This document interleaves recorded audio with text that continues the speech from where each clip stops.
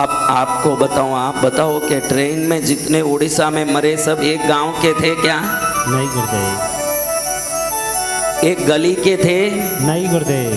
एक गारंटी नहीं कि एक राज्य के भी हों, एक दूसरे देश के भी होंगे उसमें। जी भगवान। तो ऐसे इकट्ठे होके कैसे मरते हैं महाराज? बताओ कैसे मरते हैं? इकट्ठे होके कैसे मरते हैं बताइए। ऐसा समझो कि पिछले जन्म में ये सब एक गांव के थे, अब नहीं है, अब जगह जगह गांव गांव में जन्म लिए। पहले एक गांव के थे। राजा ने एक वेश्या को दंड दिया, बड़ा कुकर्म करती थी, राजा को बहुत नाराजगी हुई।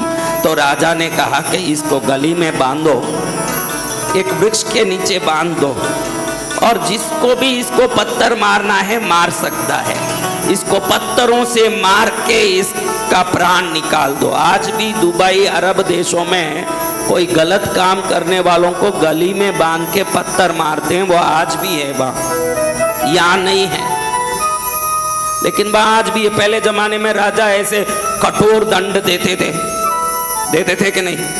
समझो, जो आदमी को लगा चलो पत्थर मार के मजा ले, ऐसे दूसरों को दुख देने में जिनको मजा आता है वो लोग पत्थर मारने लगे उसको। मर गई बेचारी। क्या हुआ? मर गई। फिर इनका जब समय पूरा हुआ, उम्र खत्म हुआ, ये जगह जगह जाके जन्म लिए। लेकिन जब ये पत्थर मारने का कर्म जब पका, ये सब बराबर एक ही फ्लाइट में जाके बैठ जाते हैं। जैसे पत्थर मार के सबने एक साथ किसी को मारा, एक साथ सब मरते भी हैं। ट्रेन में मरने वाले, सामूहिक मरने वाले, कोई न कोई पूर्व जन्म में सामूहिक कोई न कोई अपराध किए हैं एक साथ। तो फिर जब दुख आएगा एक साथ ही मरेंगे। अभी देखो कई लोग, आप बोलते हो कि कार में माँ बाप बेटा बेटी एक साथ एक्सीडेंट में मर गए। पिछले जन्म में भी एक साथ कोई अपराध किया तो मरते समय वो एक साथ एकत्रित होके एक ही घटना में मरेंगे। एक घटना में जिन्होंने मारा वो एक ही घटना में मरेंगे। तो एक घटना में जो इकट्ठे होके भजन करते हैं वो एक साथ शिवलोक में भी जाके भजन करेंगे। जय जय गुरुदेव। कोई भी कर्म का फल वैसा ही आता है। बोया पेड़ बबूल का तो आम कहां से होए। आप समझो, अभी इकट्ठे होकर के हम भजन कर रहे हैं, इसमें एक भी किसी से परिचित भी नहीं है। कोई कहां से आए, कोई कहां से आए, कोई कहां से आए, सबका एक ही मकसद है, चलो महाराज जी के कथा सुन के आए, महाराज जी के पास जाएं।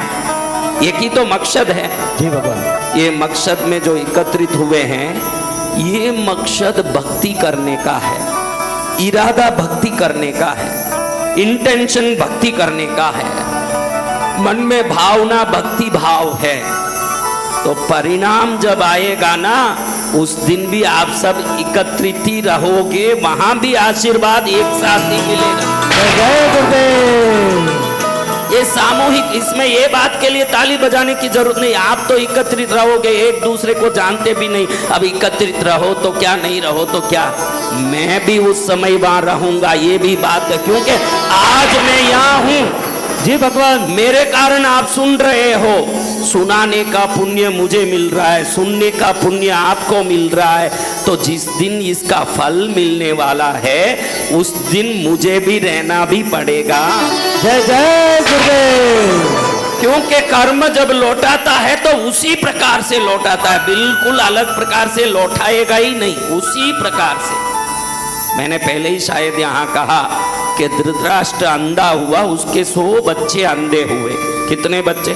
100 बच्चे। 100 बच्चे मरे उसके सामने युद्ध में। अंधा तो धृतराष्ट्र हुआ, बच्चे अंधे नहीं हुए।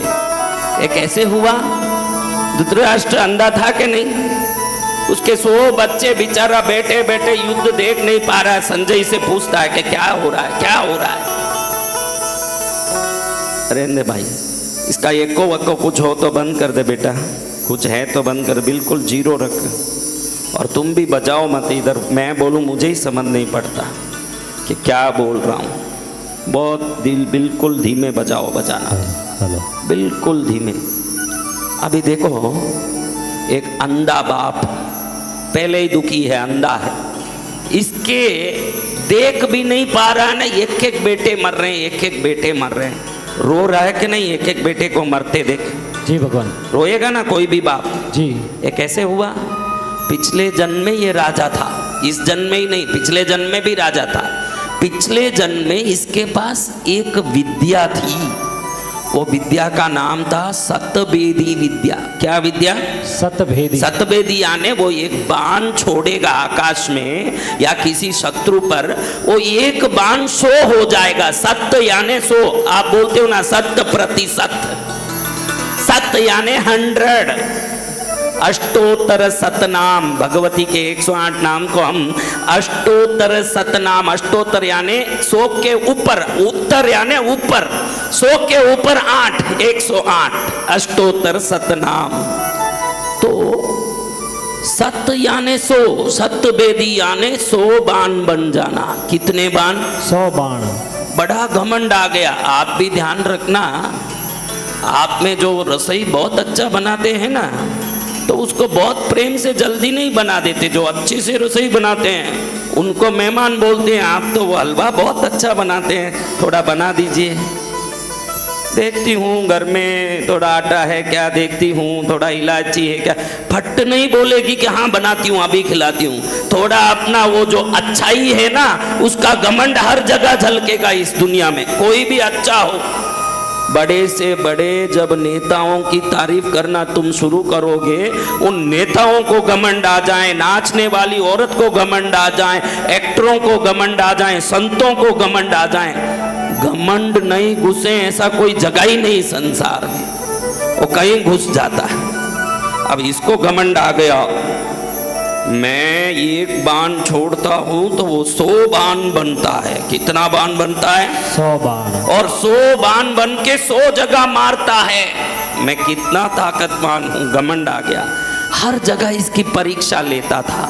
एक बार शिकार करने गया, शिकार में देखता है कि आकाश में बराबर जैसे गिन के भेजा हो वैसे 100 हंस पक्षियां उड़ रही है। कितनी हंस पक्षियां?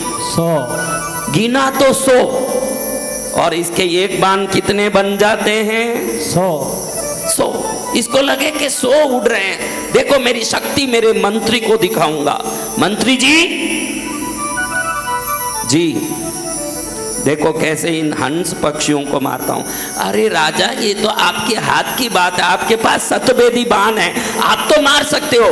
नहीं नहीं, मैं ये 100 अलग अलग जगह उड़ रहे हैं, अलग अलग दिशाओं में अलग अलग प्रकार से उड़ रहे हैं, बराबर इन सबके आंखों को छेदूंगा। किसको छेदूंगा? आंखों को। इन 100 पक्षियों के आंख छेद दूंगा मैं, 100 के। अब बोलो, हमारे हाथ में कोई चीज दे के बोले कि बराबर एक आम तोड़ना, हम खड़ा हुआ आम भी तोड़ नहीं सकते, उड़ते वस्तु की बराबर आंख छेदना बड़ा कला है कि नहीं? है। वो तो उड़ के जा रहा है, कहाँ निशाना लगाएं भाई, आगे पीछे हो जाएं। लेकिन धृतराष्ट्र जो पूर्व जन्म में राजा था, वो राजा एकदम घमंड से तीर मारा, एक बाण अपने आप 2, 4, 8, 16, 32, 64 होके 100 हो गया अपने आप, और बराबर 100 पक्षी के आंखों में जाके लगा।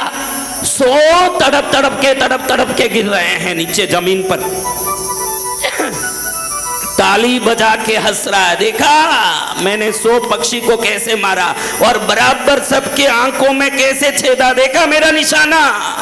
मेरे निशाने को कोई नहीं छोड़ सकता है, कोई नहीं चुके, ऐसा मेरा निशाना है। ऐसे घमंड करके ताली बजा बजा के हंस रहा है। क्या कर रहा है? ताली बजा बजा के हंस रहा है। किस अंग को निशाना किया?